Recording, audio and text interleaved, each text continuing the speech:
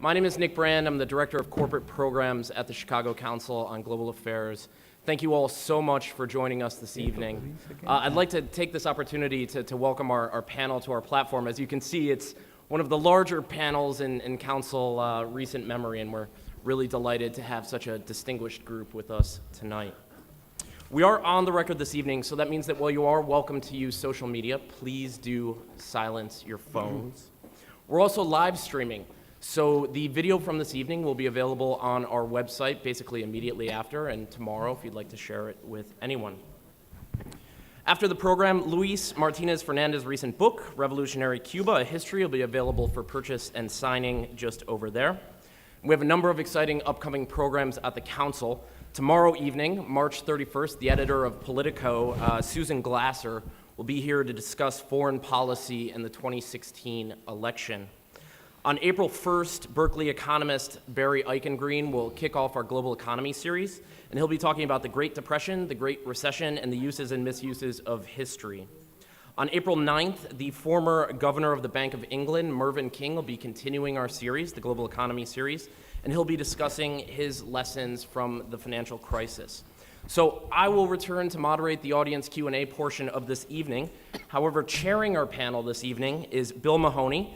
Bill is a founding partner at Siegel, McCambridge, Singer, and Mahoney, and has served as the firm's co-chairman for the past 7 years.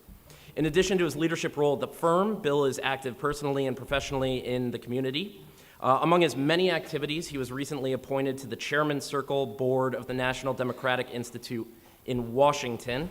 He's also vice chairman of the Chicago Committee the Chicago Committee of Human Rights Watch, and he's also a longtime friend and supporter of the council. So please join me in welcoming Bill Mahoney and our distinguished panel. Right.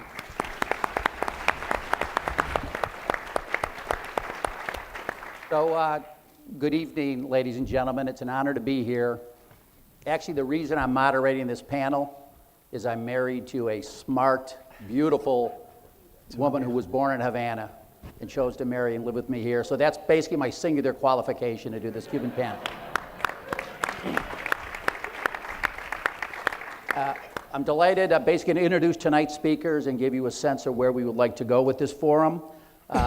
In December 2014, President Obama announced that the United States was moving to normalize relations with Cuba. Historically, diplomatic relations with Cuba ended back January 3rd, 1961, when Eisenhower was president. A full trade and economic embargo was imposed on Cuba by the United States in 1962, and that embargo was strengthened and tightened by actions in 1992 and I believe 1996. Also, with the aura of Cuba's relationship with the Soviet Union, Cuba became part of the Cold War dispute between the United States and the Soviets. So I think it's fair to say that for over 50 years, the relationship between Cuba and the United States has been anything but normal. It essentially has been hostile. In the short term, I think we're going to hear that the restoration of diplomatic ties has involved prisoner exchanges, loosening of some travel restrictions, and a relaxation of some of the economic sanctions. However, the long-term implications of this Cuba-U.S. thaw really remain to be seen. There's lots of open questions, and that's what we have our panel here to enlighten you on this evening. I'm going to ask each of the panel members to wave at you when I introduce them, because they're not sitting in the order I have their names here. First of all, we have Frank Calzone. Frank is the executive director of the Center for a Free Cuba, a long-time involvement with issues involving Cuba, and I think fair to say that Mr. Calzone is not a proponent of the change in the policy, and he'll articulate why. To my left is Alberto Cole. Alberto is currently professor of law and director of European and Latin American legal studies at DePaul here in Chicago.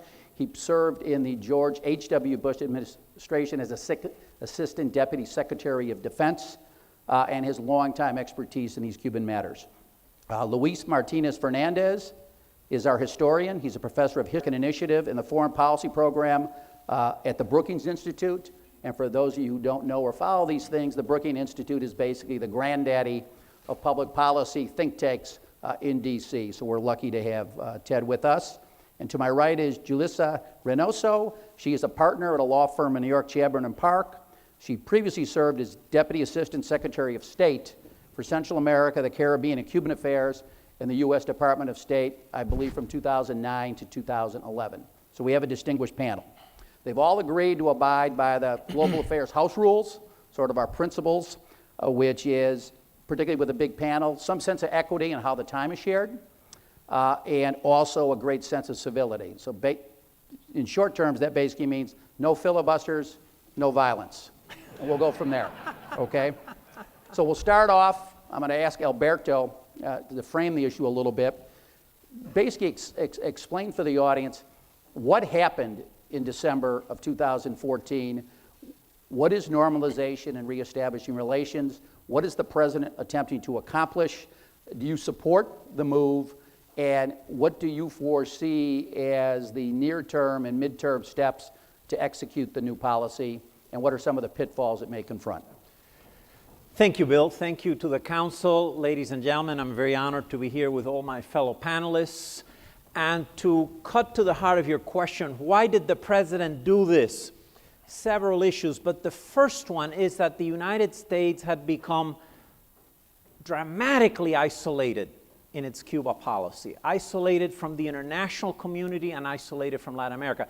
Ironically enough, our Cuba policy, which was intended to isolate Cuba, had wound up isolating the United States. There was no more dramatic example of this than the General Assembly resolutions that have been passed every year since 1992 criticizing the U.S. embargo.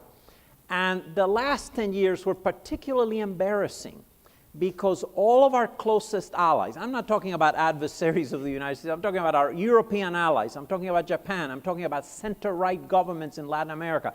They were all critical of us, and we only had one vote in favor of the embargo along with that of the United States, and that was Israel. But the funny thing about the Israeli vote is that even though Israel voted in favor of the U.S. embargo, they don't have a U.S. embargo, they don't have an embargo on Cuba, and they actually allow Israeli companies to trade with Cuba and Israeli investors to invest in Cuba. So this was a very problematical issue. And then finally in Latin America, the Cuba policy of the United States had become the equivalent to what 20, 30 years ago had been the Panama Canal.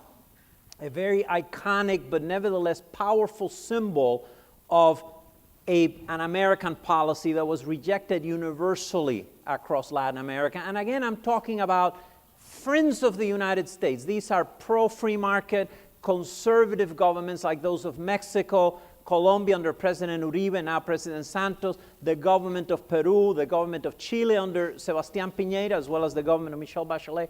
And they were all saying to the United States, you have to change your Cuba policy because it's a key obstacle to an overall improvement in U.S. ties with Latin America. But something else had been happening too, which I think the president perceived, which is that the world had been changing and that Latin America had been changing, and the United States could no longer take for granted the fact that it at one point had a dominant position in the region. And so what were we looking at? We were looking, for example, at a massive investment by Brazil in Cuba, close to $1 billion in the port of Mariel by the Grupo Odebrecht.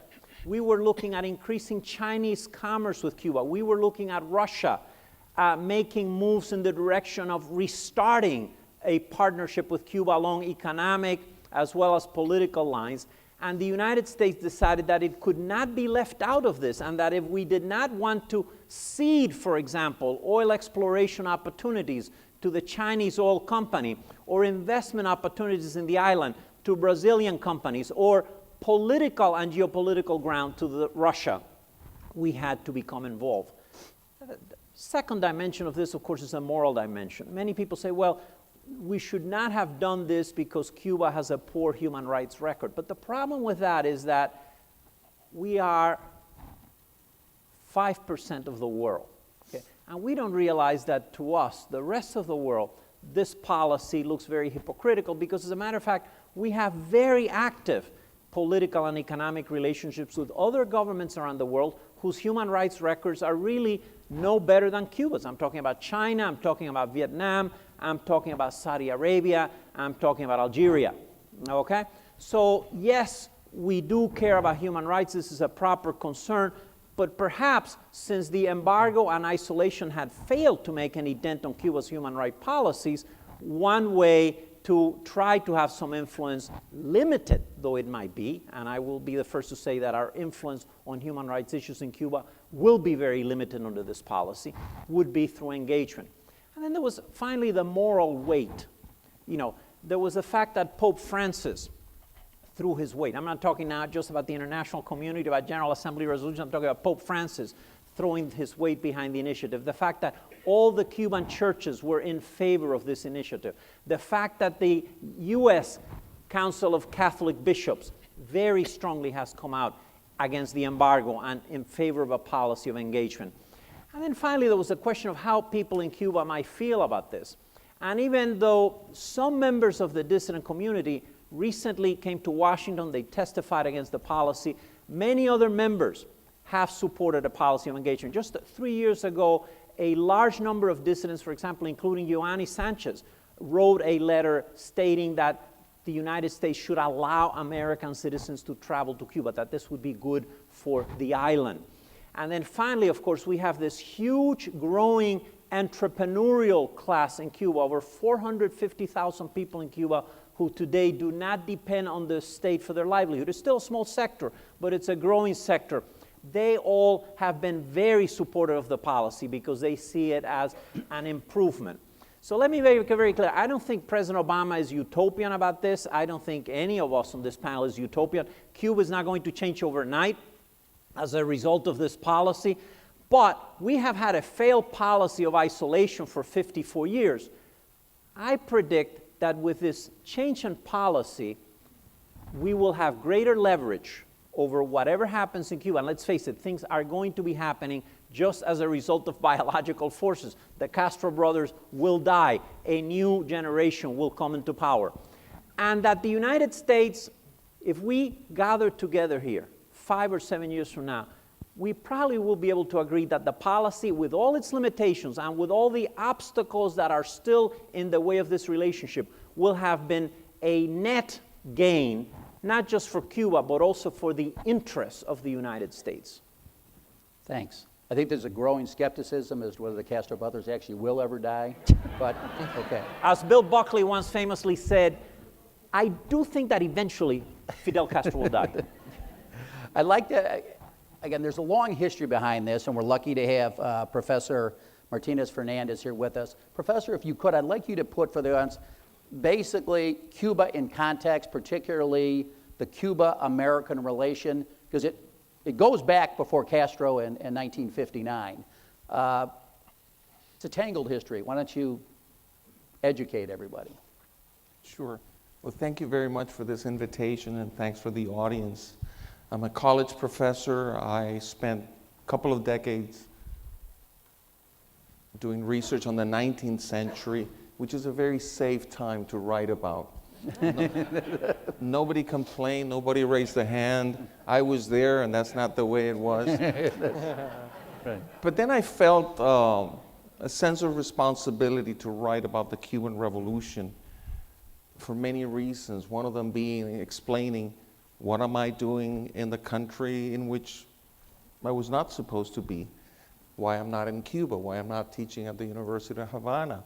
And also, to be very honest with you, I read so many outrageous things about Cuba and the Cuban Revolution from the right, from the left, and I thought that it was important to venture into this very difficult to navigate world of the Cubanologists who work on recent Cuba. But I believe that my experience studying the 19th century, and even before that, really gives me a historical perspective that I think should be understood. These are two countries that are neighbors. Nobody can change that. Sometimes I use the metaphor of a married couple. They split, but they're still forced to live in the same house.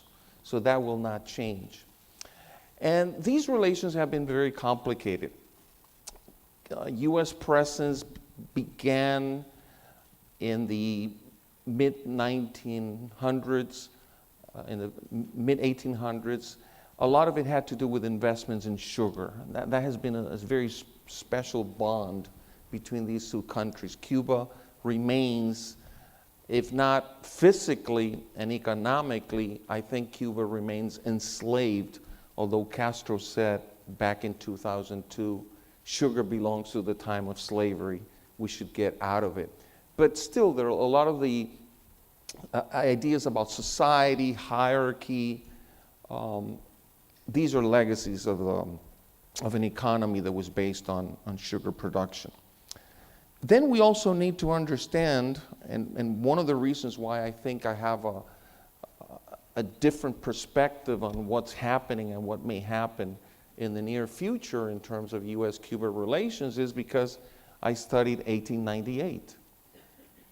And I see many patterns and many situations that led to the problems that eventually led to 1959. And I think that it's interesting that, Cuba and Mexico, which are the nearest neighbors, well, Canada is of course a neighbor as well, are the two most nationalistic countries in Latin America. And there's good reasons for that. So 1898 comes. I teach Cuban history, and every now and then, one of my students talks about the Spanish-American War. And with respect, and using it as an education moment, and why do you call the war Spanish-American War? Well, because it was the U.S. against Spain. Well, look into it. Cubans have been fighting for 3 years. It was a horrendous war. Few people realized that there were concentration camps in Havana, built by the Spaniards. 200,000 Cubans died in those concentration camps. So we're a proud people. We're a people that, for good or for worse, venerate men on horseback. It's part of our trajectory. If you walk down or ride by one of those boulevards in Havana, you will see this lineup of heroes, men on horseback. And of course, Jose Marti, who ironically died on horseback as well on his first day of battle because of his pride. Maceo, who was the black general, who I really see as one of my greatest heroes, was sort of indicating, well, Marti, it's very easy to be an agitator in New York and Tampa. Why don't you come here? So he went there and he died. So that's very important. And the link with the United States is that when the war ended, the United States and representatives from Spain sat at a negotiating table. And the Cubans were not allowed there. So you begin to see that there's paradoxical elements to this relationship. Because on the one hand, and there's a great book by a colleague and friend, Unbecoming Cuban, by Lou Perez. I really recommend that book. He emphasizes the similarities between these two countries. And I would agree with him. If you look at patterns of consumption, for example, popular culture in some regards, the fascination with baseball, fascination with Hollywood, the fact that so many Cubans came to the United States to study, those are important. But my criticism of it is that if we look at the underlying cultural assumptions, we're talking about two very different countries. And I see that somewhere as an inheritance from the tensions, cultural and otherwise, between Spain and Great Britain in Europe. So what happens? Cubans win the war. We are humiliated. We are told you cannot be independent unless you agree to this amendment, which is the Platt Amendment, which was very humiliating. It meant that the United States had the right to control Cuban treaties with other nations, particularly when it pertained to loans, for example. The U.S. could intervene. So those are some of the elements in the background that we need to understand. I don't want to take more time than I want to, but then we look at the Cuban Revolution.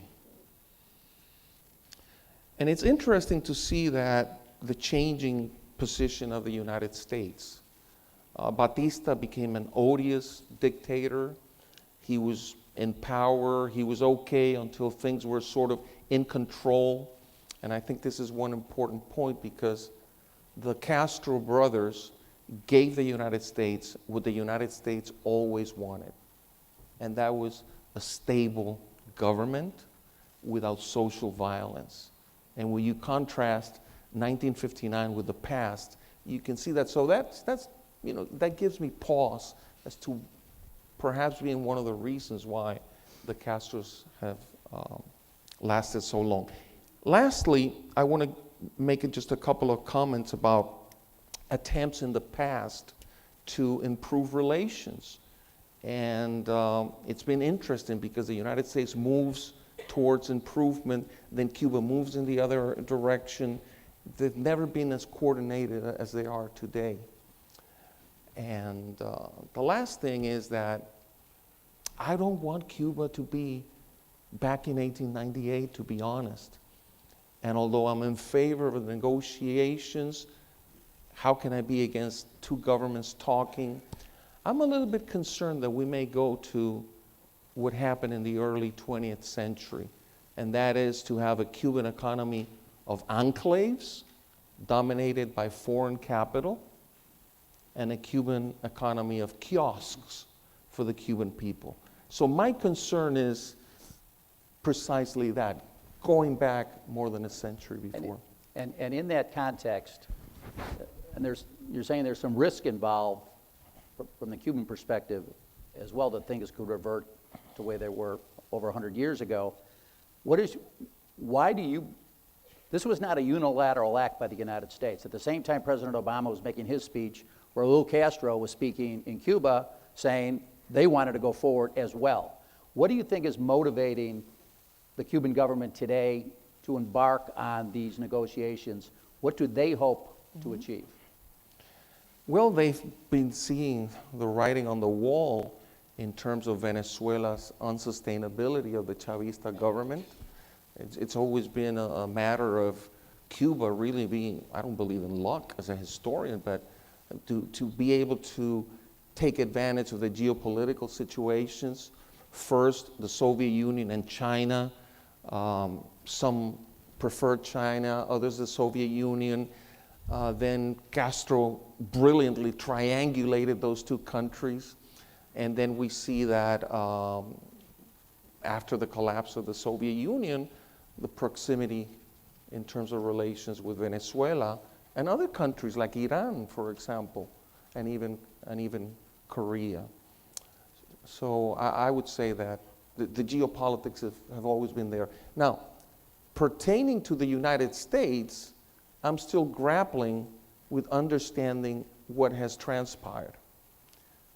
We historically think that lifting the embargo has been an objective of the left in this country, and that it has been the right that has been in opposition. Ever since the first President Bush, there has been an unholy alliance, if you will, of the most progressive elements and big business wanting to have the same accomplishments. So I think there's something about that today.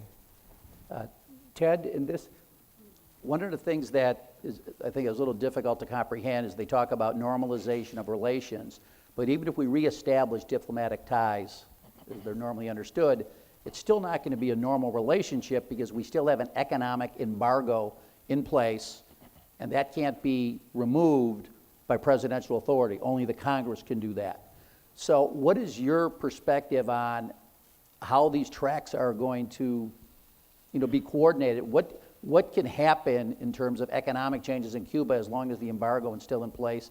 And long term, what are the prospects, if the embargo is removed, for economic dialogue and cooperation between the United States and Cuba? Well, thank you, Bill, and thank you all for coming. And I should say at the outset that the Brookings Institution is a think tank that's independent, and we don't have an institutional position on anything. It's all individual scholars who speak and research, so I just want to make that clear. So I'm speaking on my own behalf. I would say in terms of the potential here for normalization. It's a funny word when you think about U.S.-Cuba relations. I don't think we'll ever get to a normal state. It has not been a normal relationship for decades. But I think there is an important distinction between establishing diplomatic relations and normalization, if you want to call it that, the fuller range of relationships that can happen. Diplomatic relations is a simpler step that involves recognizing each other's as nation states with embassies in each country that allow diplomats to travel throughout the country, have, in that sense, normal diplomatic engagement and talks. And that is long overdue in my view, and that's what's being negotiated as we speak. It's been a couple months formally. Of course, we had 18 months of secret talks before the announcement on December 17th, and we should really take a moment and acknowledge what a big deal that was.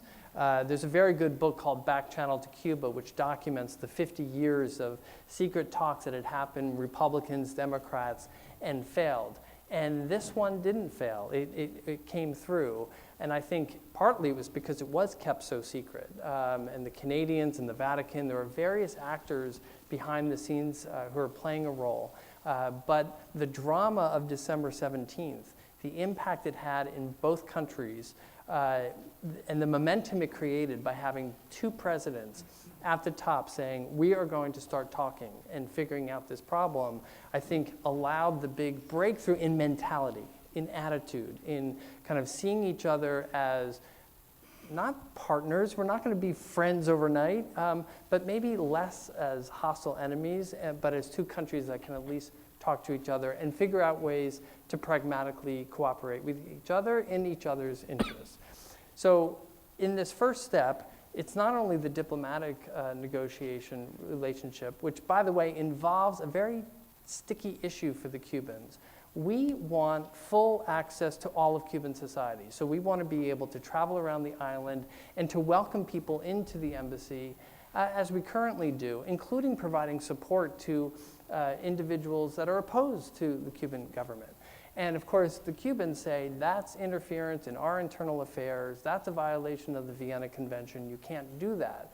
And I think they're going to have a hard time actually working out what the rules of the game will be on that issue. So it might take a little longer than initial hopes were that somehow this would get done before the Summit of the Americas in Panama, which is happening in just 2 weeks. But I think it will happen. I think if you read the different statements of both diplomats, they're saying, we're going to keep talking, we're going to figure this out, we know there are going to be lots of mixed signals and interruptions, we're going to keep working this through. And that's the advantage of presidential leadership, presidential diplomacy, kicking this off in a big, bold way with a big coalition, particularly in the United States, that's diverse, it's business groups, it's human rights groups, it's religious groups, academics.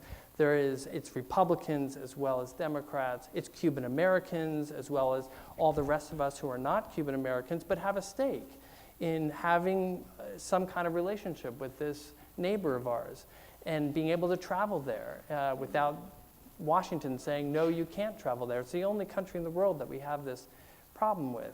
So it was this page-turning moment that really said, okay, we're going to leave the Cold War behind. President Obama made it very clear back in 2008 when he was campaigning in Florida and said, I'm going to try something new with Cuba, and we're going to start by allowing more Cuban Americans to travel there.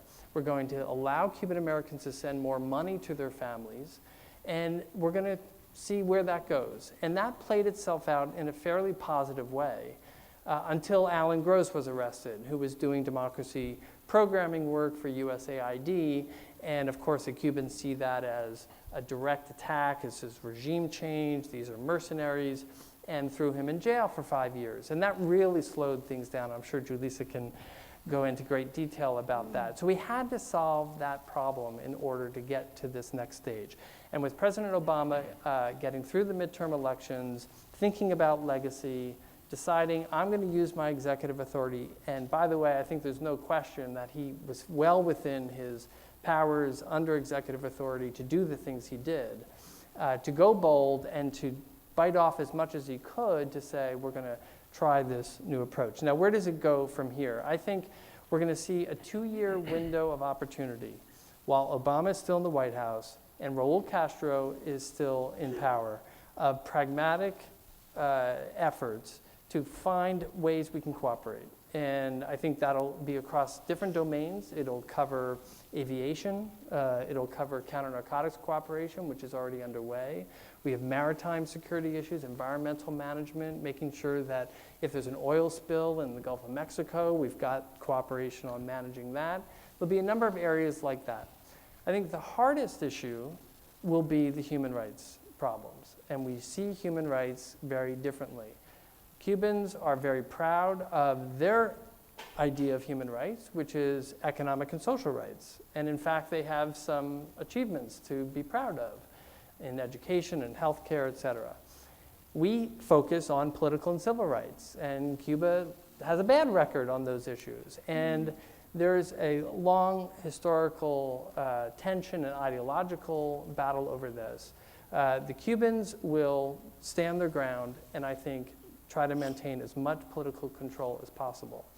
Where the opportunity exists is on the economics front and empowering the Cuban people. This is why President Obama spoke so specifically about empowering the Cuban people to become more independent of the Cuban state.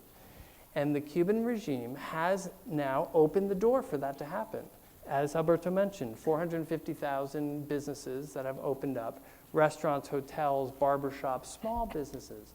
But they're slowly starting to grow. They're getting a lot of support from their families in the United States.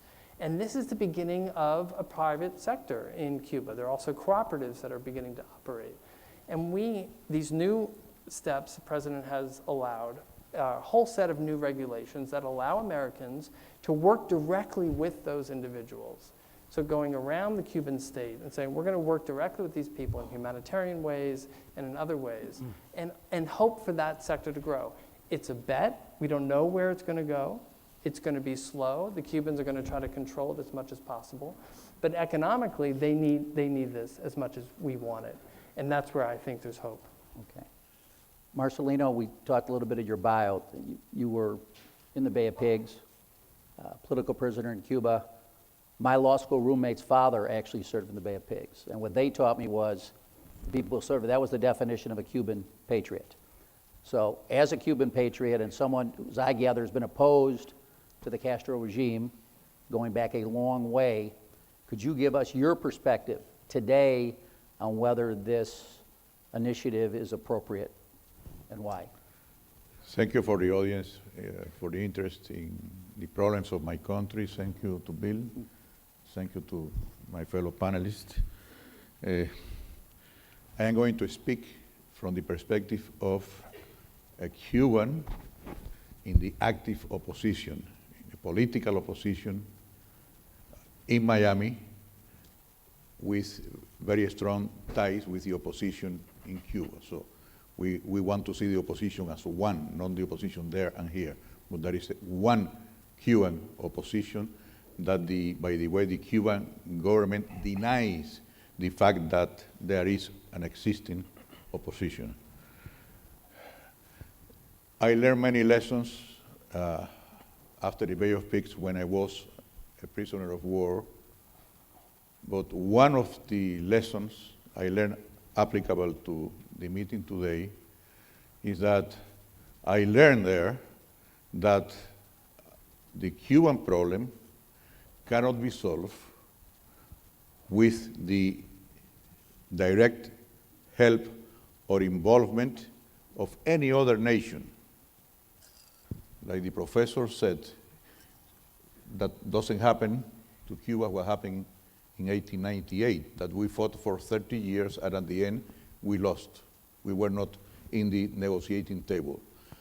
So I learned that, and since then I have always looked and worked my political work in the Christian Democratic Party and in a coalition that we are creating right now in Miami called Consenso Cubano.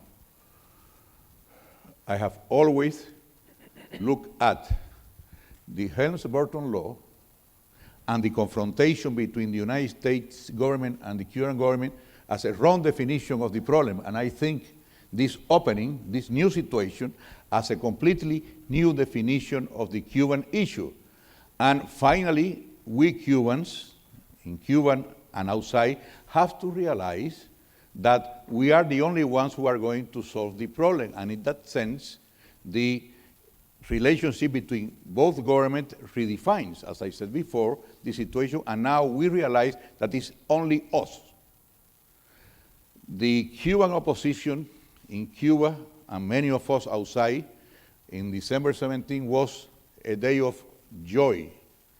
More than 80% of the Cuban people is in favor because, among other things, they are in such a critical economic, social, all type of conditions, so critical that this opening means a rate of hope. The key word is hope. The Cuban people for many years, they have lost hope. They feel impotent in front of a government that is very strict and knows how to control the population. So the fact that there is hope, I think, is one of the reasons why I, as an opposition, active member of the opposition, believe that this is good. In addition to that, one of the reasons why the Cuban people are so happy in Cuba, the common person, is because they believe that this new opening is going to improve their precarious economic situation. And indeed, one of the executive orders of President Obama is to increase the remittances from $600 to $2,000. Remittances is one of the larger incomes that the Cuban people have from abroad.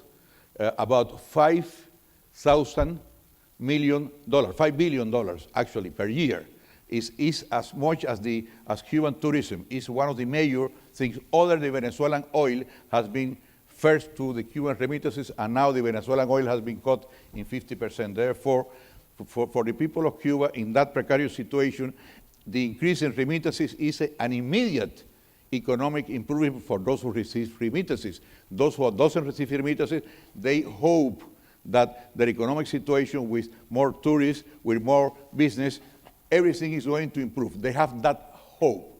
And hope is a very important factor in our human development. Finally, one of the important key variables that I believe is going to help the Cuban people and is going to help us as oppositors to do our job as opposition is the increase in information. There is already a movement inside Cuba and outside Cuba to provide more internet, to provide more telephones. There are right now, I believe, about 1.5 million telephones in Cuba, more communications. They are very creative, the Cubans there, and they create intranets, so they have more information. And then the hope, the economics, in the information, these three factors will help the opposition, and that's why the opposition movement, more than 60–70% of the leaders of the opposition there are in favor of this move, as well as outside. So that's why we support. I can talk also as an American, because I am an American, and I am an academic, graduated from Northwestern University. From that perspective, I don't want to add more than to what you add. I join that. I believe that for the image, like Mr. Cole said, for the image of the United States, this is essential. A big country like the United States is doing the ridiculous every year in the United Nations, in front of the Latin American countries. Is bad news for the United States. I think it's the right move for the most powerful country in the world cannot give the image of be fighting with a very small government that is nowhere. So that's the reason why I am all in favor, and I applaud this situation. Thanks. Jalissa, you had regional responsibilities in the State Department.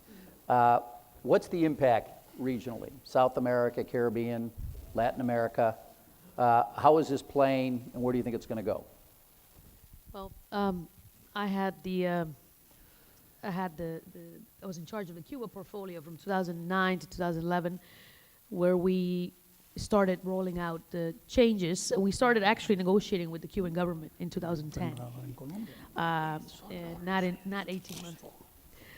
We started negotiating with the Cuban government in Haiti after the earthquake, and that's where a lot of these ideas originally came to pass, and were discussed in a very high level way with the foreign minister of Cuba. And one of our main sticking points at that point was the detention of Alan Gross, but there were other things that were discussed as well that evolved over the time and the period. But Alan Gross was the significant impediment to any furtherance of the relationship. That said, we had the region, Latin America, the Caribbean, very much on top of us, urging us to resolve the problem, not only politically, but culturally and socially. The average Latin American and Caribbean citizen was very much exhausted with the United States position with respect to Cuba. And frankly, several governments used the position as a means of escaping their own responsibilities. So when we were pushing a certain government to do certain things that we thought were important with respect to their political human rights posture, they would respond and say, well, look what you're doing with Cuba. So it weakened our position bilaterally with certain countries, and also weakened our position regionally with respect to how the United States was seen in Latin America at large. I think the move with respect to dialogue and normalization is a very positive thing. My last position was, I was the U.S. ambassador in Uruguay until mid-December. And Uruguay has a leftist government, Tupamaro government, very much pro-Cuba, or pro-Castro government. But at the same time, we were able to manage the relationship in a way that they were also very pragmatic, and we worked well with the United States. The image and the gesture of moving forward with the United States, with Cuba, the United States, was very important in terms of that relationship. It was something that came up often. I can't tell you the countless times that we had bilateral meetings with any country, name a country in Latin America, with the president or with the secretary. At that time when I was there was Secretary Clinton and then Secretary Kerry, were amongst the 10 talking points that a foreign government would raise, there was always a point about Cuba. And that's something I think now we have such goodwill, even though it's a broad gesture, there's a lot of work to be done that will gain us access and possibilities with Latin America and the Caribbean that we did not have before. That said, I think we have to manage expectations. One of the things that I think has come from this announcement is this idea that everything is normal. Everything is not normal. There are lots of things that need to happen between now and who knows when for the relationship to be a relationship of trust and of transparency. There's also a great deal of changes that need to happen in Cuba for the United States to feel comfortable that we can have a broad agenda with the Cuban government. So I think there is a kind of euphoria at this point, which is important, but I also think if we don't manage that level of joy and hope, we may fail long term. So we have to be mindful of the steps we take going forward to ensure that this process does not generate significant important failures. One other thing that we have to keep in mind as we look at the region is the fact that with respect to Cuba, Cuba is surrounded by a lot of neighbors that have significant problems in terms of security. And so what is normal for Cuba? Hopefully, when we engage with the Cuban government and the Cuban state and Cuban society, we will assist them with the United States and getting them to a place where they don't have the failures that a lot of other Latin American countries have. Mexico, Jamaica, Dominican Republic. I'm originally from the Dominican Republic. If the objective is to get Cuba to be the Dominican Republic, then we have serious problems. So I think we have to manage what does not mean in terms of moving forward with a country that is beginning to really understand its new existence vis-a-vis the United States. But at the same time, we have to be thoughtful about not breaking the country in a rush to normalize in whatever way we think that may be conceived from our point of view. But definitely, bottom line, it has been a very positive gesture for the region. I think you're going to see steps coming down the pipe from discussions at the Summit of the Americas, potentially a more significant vote at the Organization of American States, and in my view, even more importantly, a possibility of facilitating financing to Cuba via the Inter-American Development Bank, which is going to be an important gesture in helping Cuba move from its very dire economic situation in terms of projects and the like. But again, it's something that we have to, if I were in Cuba, I would be very keen to be managing suspiciously, going back to the presentation by the professor about the history of foreigners coming in and kind of putting things in the pipe and managing things and recklessly kind of imposing ideas and policies and normalcy without proper consideration. Thank you. Thanks. Frank, you've displayed a quality I don't normally associate with Cubans. You've been very patient. So we're getting a sense, obviously, a number of the panelists, I think with being realistic, but generally support the initiative. As I led off in your introduction, I think you continue to support the embargo and are not enthusiastic about this diplomatic move. So why don't you tell us why you are opposed to the direction the administration's taking, and what would you prefer the strategy to be? And specifically address, I think, a real key issue that people want to know about is even stipulating that the Cuban regime is not an admirable regime, and the Cuban regime's record on civil liberties and political rights is awful. Is that reason enough not to pursue diplomatic relations, considering the fact, as some of the other panelists have noted, we have diplomatic relations with lots of lousy regimes, including some of our allies. Thank you. I'm delighted to be here. I'm glad that you recognize that your appraisal of Cubans are not what you had in mind. Let me say that if I only knew what I have heard here tonight, I would also be waving the flag and supporting President Obama's actions. But there are a number of things that need to be brought into the discussion, and that are not necessarily simply the human rights question that you mentioned.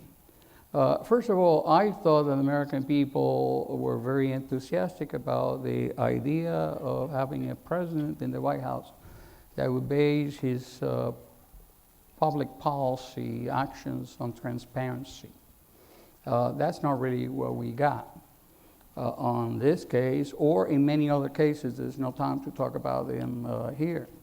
I'm glad that somebody mentioned Israel, for example, because I just met with the Israeli ambassador in Washington about 2 weeks ago, and he reminded me that now that the United States has normal relations with Cuba or with the Castro government, that it might be a good time for Cuba to reestablish normal diplomatic relations with Israel.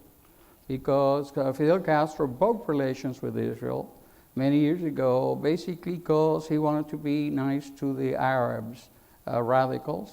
Mr. Castro sent troops to the Golan Heights, and Mr. Castro, or the Castro brothers, continue to play a significant role at the United Nations in their strong hostility to Israel. I think for many Americans, the word Israel is important in this discussion. We heard about Cubans Well, my friends, Cuba is not the Cuban government.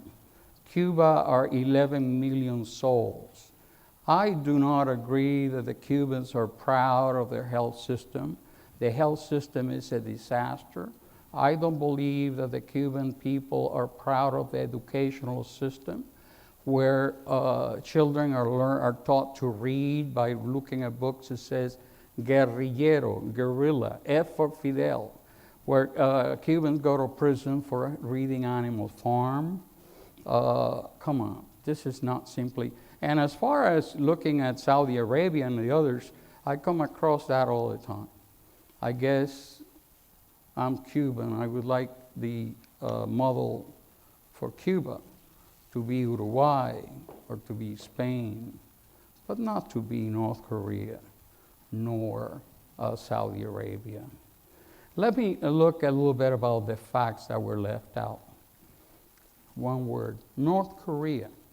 I think the foreign policy of a nation has to do with defeating its enemies and supporting its friends and supporting the national interest of the United States.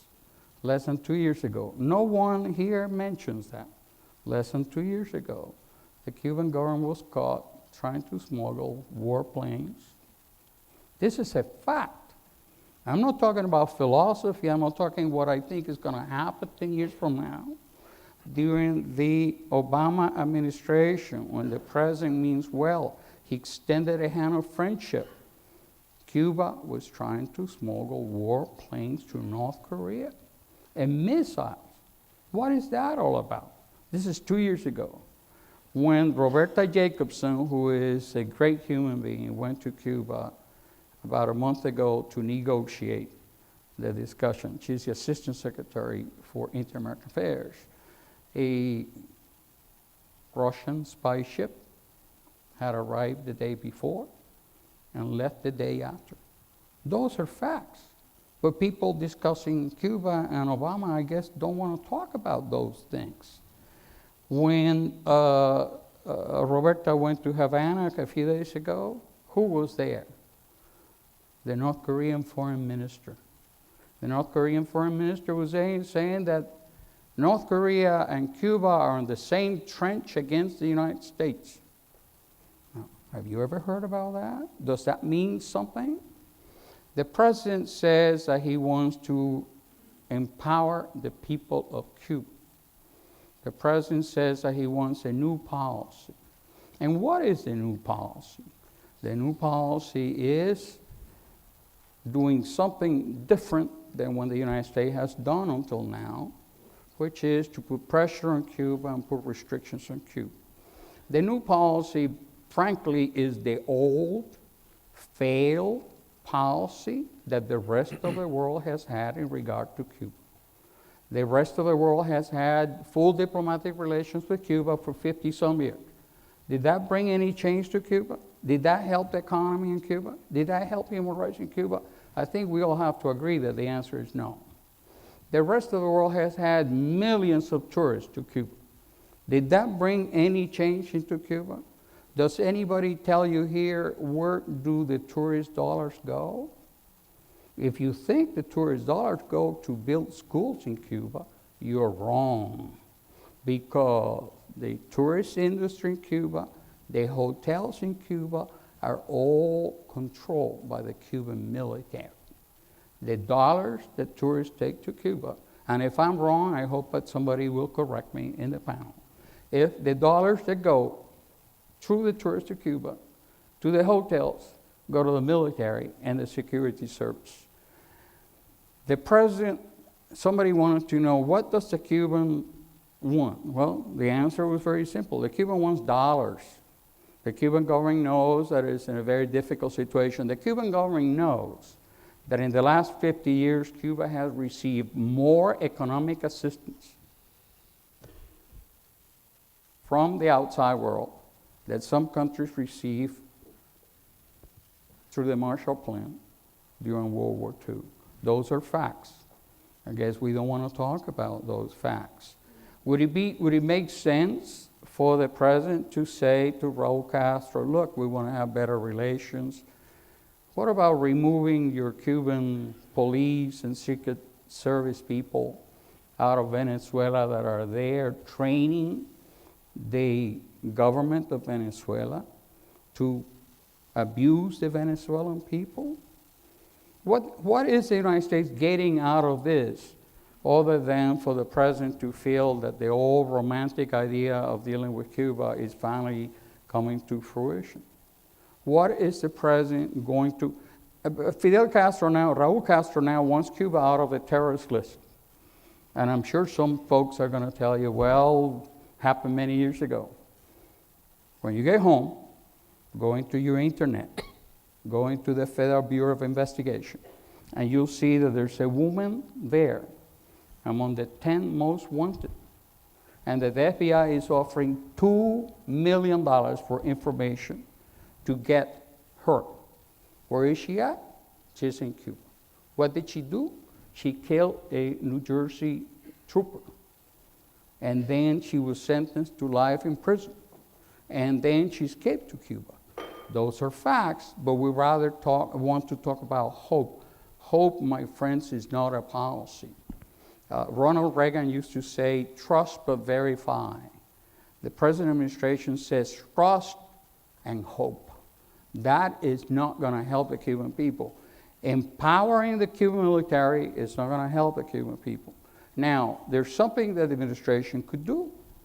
Now with the Europeans and the others, maybe the administration should talk to the Europeans and say, why don't we all get together and try to figure out what to do about Cuba? Now, the American policy is like the European policy. Now, what it lacks is a linkage. What it lacks is for the administration to say to Havana, look, you want American tourists? We can talk about that. We want the Cuban troops out of Venezuela. Can we talk about that? Now, Raul Castro says, no, that's a matter of principle. Raul Castro also wants to establish a spy Russian station in Cuba. Shouldn't that be part of the discussion? Raul Castro said that's a matter of principle. Raul Castro is currently orchestrating a campaign throughout Latin America because the president, count them, put 6 Venezuelans on a list of folks who would not be giving a visa to come to the United States. And that's a great example of American imperialism. And when the president goes to Panama, that's going to be the big issue. Now, remittances. We all like to help our families in Cuba. Do you know that the 80%, we talk about figures, and any figures that I use or anybody else in this panel use, go on the internet and check them out and see if those figures are accurate. About 80% of the Cuban people are not white. Do they receive remittances? Very few. The remittances go to the Cuban whites. Now, if you look at the Cuban government, you have to come to the conclusion that it's a racist government. Very few blacks in the leadership. Now, the remittances go to the white, and then there's something very interesting. The prices that Cubans have to pay are going up. And Cubans, everyday Cubans, get between $20 and $30 a month. That's what they get paid. This is why some American companies want to go to Cuba. Forget about the maquilladoras in Mexico. The folks that want to invest in Cuba want to go invest in Cuba, not because they want to help the Cuban people, because they can pay the workers $30 a month. And the workers don't have a right to strike, and they have labor unions, and the president and the workers and the think tanks, nobody's saying, wait a second. We're all in favor of doing that, but what about allowing the Cubans the ability to have a labor union? I'm sorry to have to rain in your parade, but I think Senator Moynihan, whom I knew personally, used to say that all of us are entitled to our own opinions, and that's true. Well, he used to say also, but we're not entitled to our own facts. I think the facts are significant. The facts need to be brought out into the open. The president finally has a real problem with the issue of terrorism because there are 3 Cubans that are under a federal grand jury. Again, you know, I'm full of facts. Under a federal grand jury in Florida, because they killed 4 men in international airspace, 3 of them Americans, and 1 a resident of the United States. 2 were pilots that pulled the trigger. 1 is the head of the Cuban Air Force.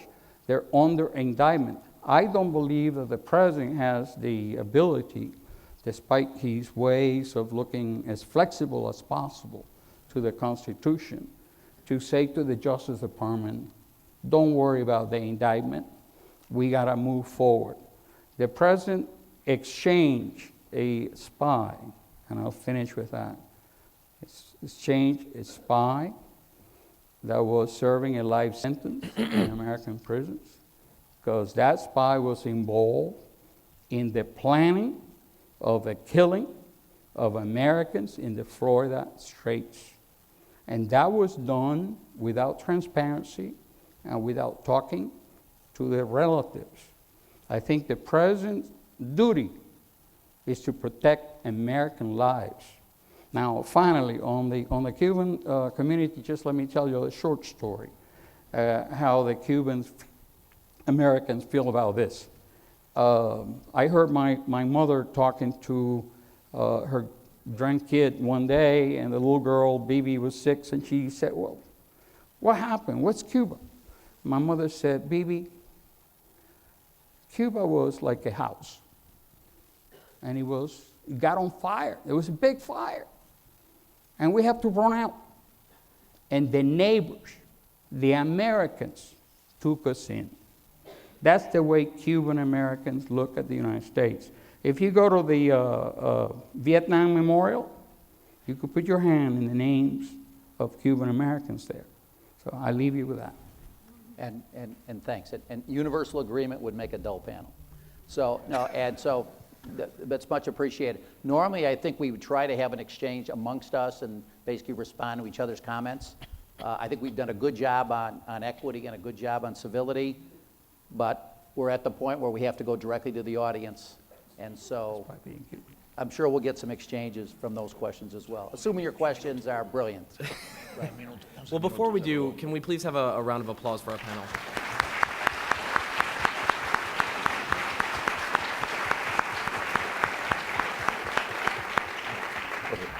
And we'll now go out to your questions. Same rules of civility apply. Please do keep your question to a question. Raise your hand if you do have a question, and wait for me to recognize you. Yes, sir. The gentleman just over here. And we need the just wait mic. for the mic. Marcelino Millares. Yes. What do you think is going to be one of the dangers? I think is going to be the drug cartels when Cuba is more open. You know, Mexico is the closest neighbor to the United States with Canada. But look what happened to Mexico. Look what is happening in Puerto Rico. Look what is happening in Santo Domingo. So how come such a poor people like the Cuban people, how can they resist eventually all of the $1 billion that the drug cartel can put in Cuba? Thank you. Yeah. 2 things. Number 1, the fact that it is an island helps to stop, provided that the Cuban government contributes to stop the drug traffic from Cuba to the United States. The second fact, the information I have, is that at this present moment, in the past maybe, at the present moment, Cuban intelligence forces are working with U.S. intelligence forces precisely to stop, and the expose that it was done for the Venezuelans who were in the drug cartel, and the Venezuelans that the U.S. government forbid to come to the United States, were found because of the help of the Cuban intelligence with the American intelligence. So I don't believe that Cuba is going to risk everything they can gain, get it involved in drug trafficking, because the picture is larger for them. The Cuban picture, from the point of view of the Cuban government, is to normalize this situation, establish commerce with the United States, to make the United States to raise the embargo, which can be done only by law from the U.S. Congress. But the larger picture from Cuba, they won't be politically correct, the practical, if they allow Cuba to become a place for the drug cartel. That's my answer. Thank you. Next question, please. Yes, the woman right here in the second row with the red jacket, please. The mic is just to your right. Oh, thank you. Okay, I'm pretty loud, I guess. I have a question for Frank. Okay, Frank, I think we all agree that there was an embargo that was imposed, and the idea of it was to bring change to Cuba and to bring Cuba into compliance so that they wouldn't wreak all the havoc in the world that you described, correct? No? No, well, that was part of it, and they wanted Russia out of there. Now, Russia has been out of Cuba for 20-some years, so, and the embargo was still there. Let me ask you this question. If you went on a diet in order to try to lose weight and to try to get a result, and 25 years go by and you're still fat, what earthly use would this diet have been? And I'm equating the diet with the embargo. We got that. Thank you. Anybody has any ideas for dieting, see me at the end. Let me try to go very quickly on that. The issue has never been whether to lift the embargo or not to lift the embargo. That is something that somebody throws out there all the time. Policy analysts will tell you that the issue has always been under what conditions, for what purpose, what is the goal. Now, you said the embargo didn't do anything. I'll tell you what the embargo did, because a lot of people think that. I'm sorry? Go ahead.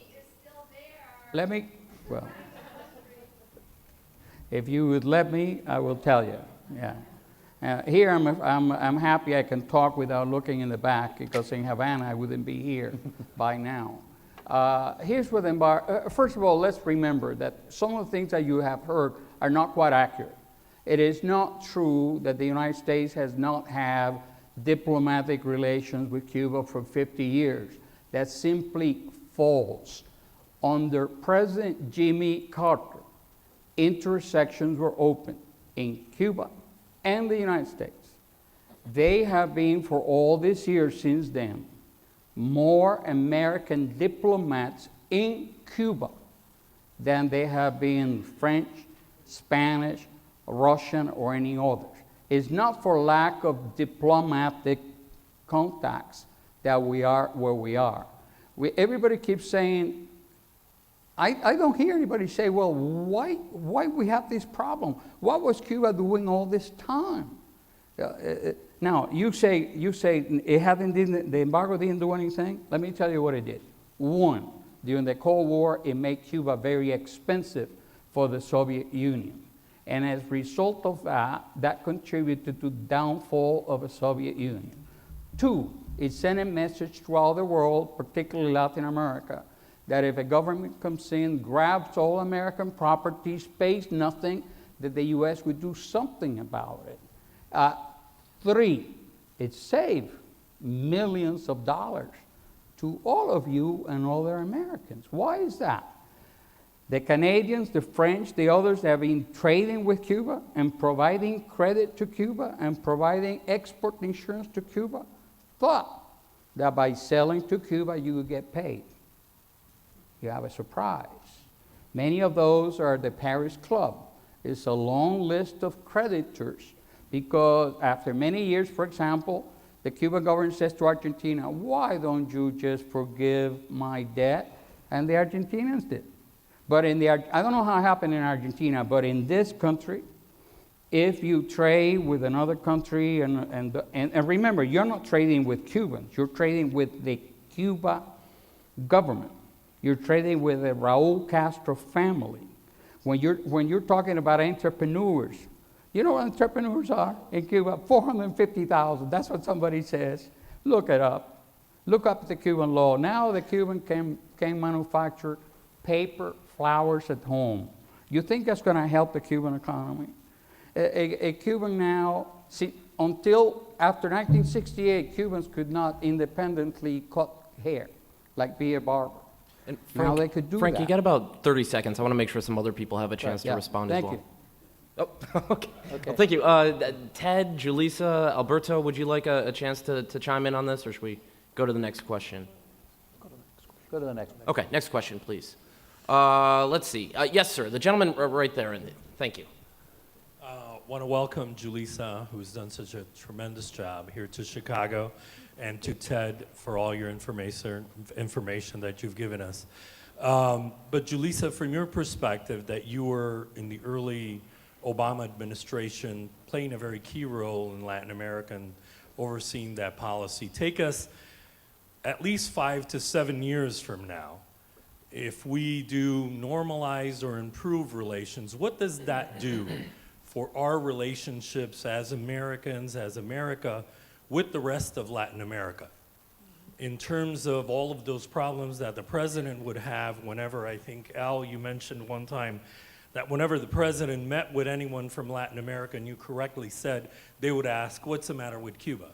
You know, so take us now, how important is this to Mr. and Mrs. Smith from Beloit, Wisconsin, who doesn't even know that there's an embargo? What kind of improvement do we find in our relations with Latin America, given all the leftist movements and so on? Because that's what's really important to your common American. Thank you. How important is that? Oh, good point. In terms of going forward, again, the normalization process with Cuba is going to take time. I'm imagining several years, right? From the diplomatic angle, the political angle, obviously the human rights conversations, negotiations, the economic embargo that is very much in place, and the multilateral dimension as well with respect to the possibility of Cuba receiving credit, which is a big piece of their ask. And then on top of that, you also have the very numerous lawsuits against the Cuban governments by Cuban citizens. That is also something that will have to be negotiated or dealt with going forward in terms of Cuba having a normal status as a borrower in the multinational financial space. It's a very, very complex long-term process. I think the big challenge in terms of the gesture, if you will, the macro gesture has already taken place, which is the President Obama's making an important symbolic gesture to Cuba, and by extension to all of Latin America and the Caribbean. How is that going to change, I think, going forward, assuming we manage the expectations? How is that going to be manifest itself with respect to the region and the Caribbean, Latin America in particular? I think people are going to have a better perception of the United States, a more positive idea of Americans, right? We have, in certain countries, the United States and American citizens in particular have very, very negative numbers with respect to how foreigners, Latin Americans in particular, especially the more south you go to Argentina, Uruguay, Brazil, the numbers are extremely negative in how these citizens see the United States. They see us as imperialistas. They still have a very aged perception of how we do foreign policy. They still see Cuba as a victim of the United States imposition in terms of its colonial past. I think this dynamic is going to change that. And what does that mean? I think long term it will facilitate our ability to get things done, from having better political relations, from getting better, positive votes in the United Nations, to also working with these governments to do important things together in the region. That's politically. Economically, it's going to manifest itself in better commercial contact and trade. I think these things all percolate to different sectors of the relationship. And then thirdly, which is also very important, is cooperation around security, which I think has increasingly become kind of one of the main issues of interest between Latin America and the Caribbean and the United States. From Mexico all the way down to Argentina and Chile, you see that very, very deep interest in having a better cooperation with the United States around issues concerning trafficking and international crime, et cetera. So having trust in the United States, believing the United States is acting in good faith, that is listening to them, because every time they kept saying to us, resolve this problem with Cuba, I think finally we say, okay, we listened to you after decades, now listen to us and work with us on these issues. I think that's gonna be part of that dynamic. We're gonna maybe see some of it in Panama in the next 2 weeks' time, but it's really gonna happen more, it's gonna happen slowly over time as we move forward, because it was the two issues that were the common denominator in many of these conversations were Cuba and security. We took care of Cuba, or more or less, at least in terms of the gesture. Now it's gonna have to focus very much so on the issues concerning crime and international cooperation around that issue. Thank you. Well, we are out of time, but I do want to, Alberto or Ted or Marcelina, would you like a 30 seconds to help take us out? And I'll give it to We can do another 5 minutes. yeah, okay. Yeah, Well, I mean, I'll be very, very brief, because I think Frank raised a lot of important points. And this question about your facts or not facts, I think facts are selectively chosen to make an argument. And I think that's what you're hearing. And I feel like there's a lot of echo of a Cold War mentality that doesn't recognize that we're in a different era. And Julissa, I think, explains the different era with the region. But also, Cuba is changing. It's slow, but Raul Castro is not Fidel Castro. And Raul is preparing a transition for when he leaves the scene, that we can start seeing a different Cuba that will be more of a hybrid economy, that will be more open to the world, and hopefully more open to its own people. And there are beginning to be seeds of that. We can see, if we pay attention to even debates that are happening online in the newspapers between Cuban citizens and the state. If you listen to what Raul Castro says, that we don't want Cuban people to be subjects of the state, we want them to be citizens. We want them to have their own role in society. This is not our version of democracy and capitalism, and it's not maybe ever going to be.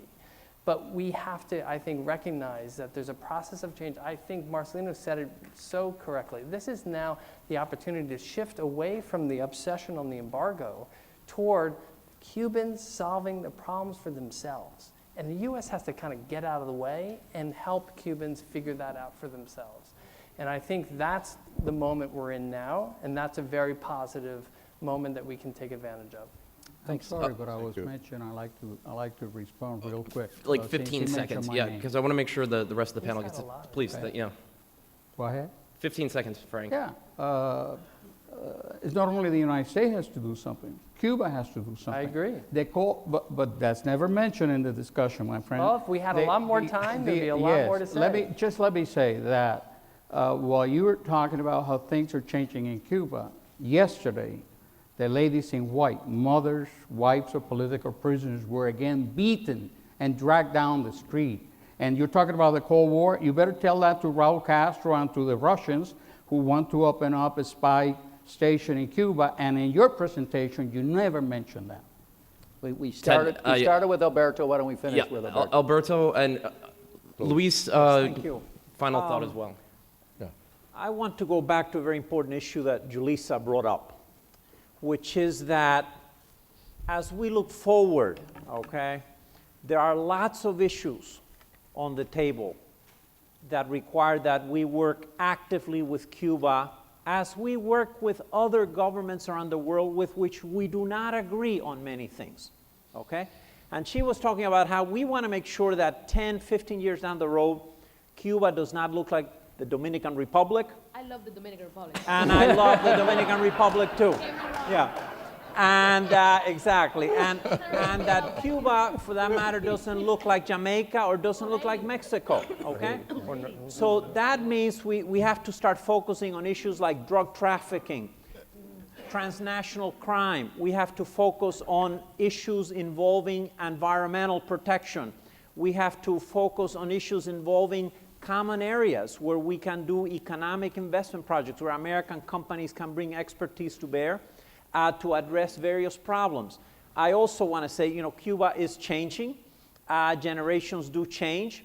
And the United States, I think, needs to position itself for that change. And again, it doesn't mean we approve of everything the Cuban government does, but that we are there working, using our influence, and particularly using the tremendous influence of those millions of Americans who over time, and American foundations, American private money, which over time will have gradually an impact on the evolution of Cuban society if our policy only allows that to happen. These are terrifically important factors over the next 15 years. Okay, and Luis, I just want to give you the opportunity, 30 seconds, any final thoughts? Yes, I'll be very brief.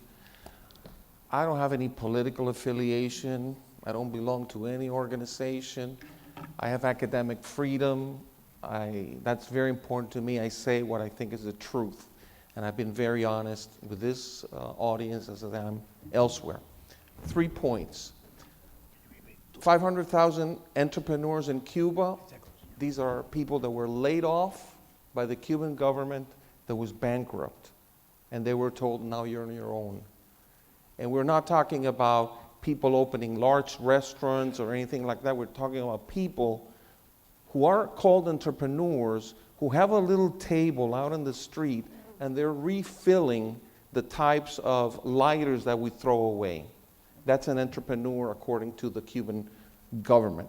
The other thing, I am so surprised that we have finally in this country bought the idea of trickle-down economics.